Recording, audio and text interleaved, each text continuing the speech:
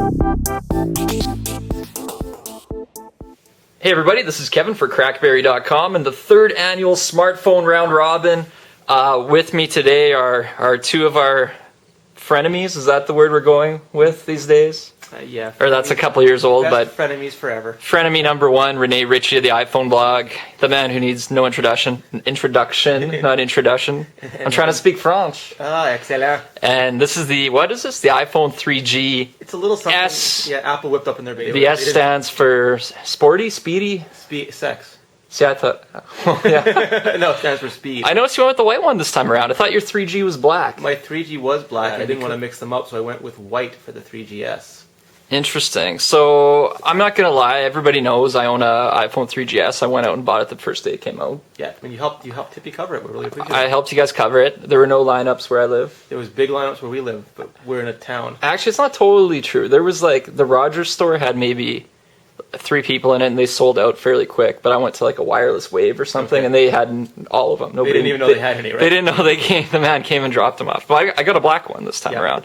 How do you check usage on this? Because I've owned it since day one. I put some apps on. Okay. So here's my apps. I've got, let's see, wait. You got the CrackBerry.com web app. You know what? Can you turn this thing off to the left? No, because it's an iPhone. There's no options. Because really, most of my friends, is that with the 3GS or 3.0 update or something? Yes. It gives you iPhone-wide search. It's like a spotlight search on the Mac. But it always comes up accidentally. I accidentally overscroll or something, and I quit using the phone because of that. Okay. No, I put some apps on here. Before I go traveling, I like to I got Paris to go, Rome to go, a few healthy ones, Little Bejeweled. I think most of my iPhone 3GS usage time was spent on flight control. Nice. But I haven't used it a lot. F1? No, I did get the F1 app and before a couple of the races, but it was pricey. It was 15 or $14 for one race, or $7 for one race. That's a fortune for an iPhone app. It was a fortune. Okay, so where do I check my usage? This is big. So go scroll back up a little bit, and you want to go to General. General? And then you want to go to Usage, the second from the top. Oh, yeah. And then you want to go to, so you have usage 16 minutes. Since last full charge. Okay. Where's my lifetime? Current lifetime, 23 hours, 30 minutes. Yes. And when did this go on sale? This went on sale June. And we're recording 19th. it December 4th? So, but you're a BlackBerry user, so you don't actually talk. But I'm just proving that I am an iPhone 3GS owner, but I've used it under 24 hours that's 6 June, July, August, September, October, November. Yeah, over 6 months. So your CrackBerry cred is intact. Yes, thank you. That's all I wanted to get across with this video. The video's done. No, but seriously, let's go back to your phone. Okay. Mine is well used. Well used. And what... so Apple invented copy and paste now with 3.0. Finally, Apple has given the world copy paste, MMS, landscape keyboards, and other, tertiary usage, to be sure, but they were important functions to be added. So, okay, so software upgrades, we got that. Yes. What else came with the software? Let's talk the software, because last year we had a 3G in the round robin. Yes. So since then, the 3.0 update came. Yes. So we got copy paste. Yes. We got, what else? Yeah, it was almost like a fanboy's dream of all the missing features. Almost everything people were complaining about was provided. So I said MMS, it has A2DP stereo Bluetooth, it has copy paste. You have in-app purchases now, so not only can you buy an application in the App Store, but you can buy extra levels for a video game, or extra languages for a translation app, or extra books for a reader app. And accessories now can communicate with the app. So, for example, you can buy a peripheral and plug it in, and the app can control that peripheral. So obviously App Store's grown too in this time. 100,000 apps. Boom. So that's the trump card right now for Apple, because I'm going to talk a lot about in writing probably, but I've got my little Kevin's hierarchy of smartphone needs, and the bottom row has some very important things like battery life, connectivity, speed of use, which typically means full physical keyboard because I got to get stuff done really quick, and I'm a communication first, kill time second. So no matter what, I've tried to make this my daily phone, and it's my second phone. It's a great second phone for me. But it can never be the first unless Apple puts a keyboard on it, I think. Which Apple will never do. So therefore, Just to spite you. Just to spite me, that's fine.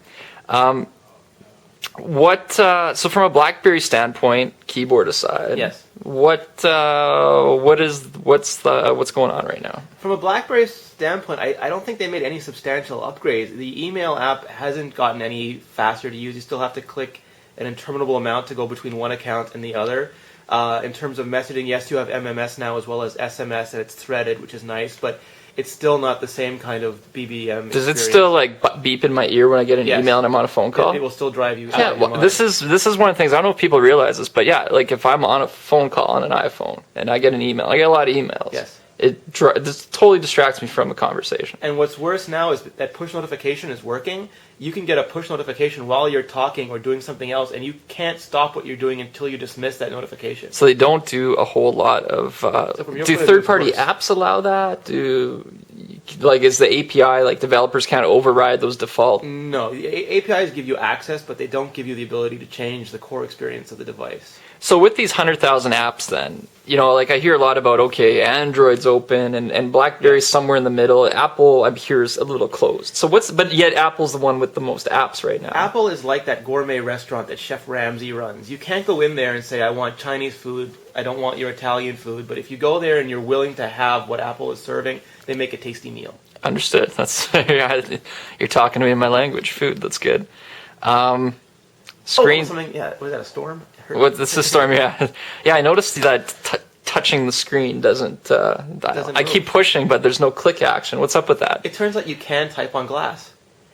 I don't believe it. No, I see. This is something that between these two, I don't mind typing on this thing. You make some mistakes, but you correct them easily. And I've always thought, and I think you were the one who pointed it out to me very eloquently or elegantly, both. No, you did. Was one of the benefits of typing on a piece of glass is that it's effortless. Yes. And keyboards with physical buttons take effort. So going to this, it's kind of like you can type all day and you don't get tired. There's no muscle contraction. So with the Storm SurePress, you're kind of like getting rid of one of the benefits of a touchscreen by it takes energy now. Interesting. So I've never held that against. I'm willing to make a few typos on this thing, so I don't mind it. What else do I want to touch on today? Some of the hardware improvements then. So we talked a little bit about 3.0. So if we go back now, you have a compass built in.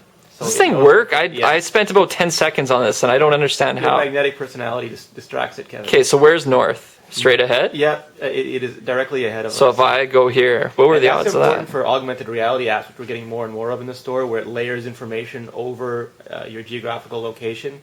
And being able to tell what direction you're facing is important for that. Oh yeah, so it keeps oriented. It also does video now, not just. It's got a much better camera, and the camera's got autofocus. So if you click the button twice, mine set up. Oops. See? Do you see that? Do you see what happened? It's your BlackBerry trained thumbs. No, it's okay. So how do I turn on? Oh, toggle Yeah, down. you can slide to do video recording, and you can also that big square there. You can just tap to focus. So recording a little video. Some recording.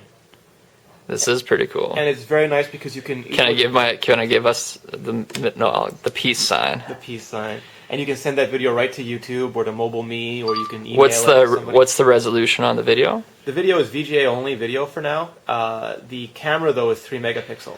What's funny is I really don't know how to use this. I know how to use it, but I have really spent very little time on this. Yeah, I've never done it. It's very first time hands-on, even though. And the software is really, really good for the camera. So it takes pictures that look better than other cameras with higher physical quality lenses. Yeah, why don't they put a flash on it?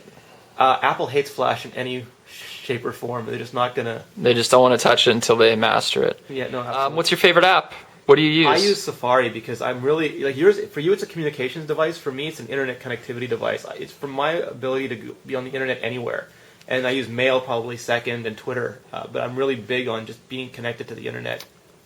Safari. So has it been improved since iPhone 1? Yeah, it gets better lot, and better. Actually. It is often more advanced than the Mac version of Safari. It's got HTML5. How do I load a URL? CSS. Oh, there we go. And now also there's new applications that you can load onto the phone that run as web apps without any internet connection. They use SQLite just to have local storage. So it's almost like the Palm Pre a little bit, where it runs localized web applications. So I believe RIM announced something similar. So that's almost like the extra version of development. Got it.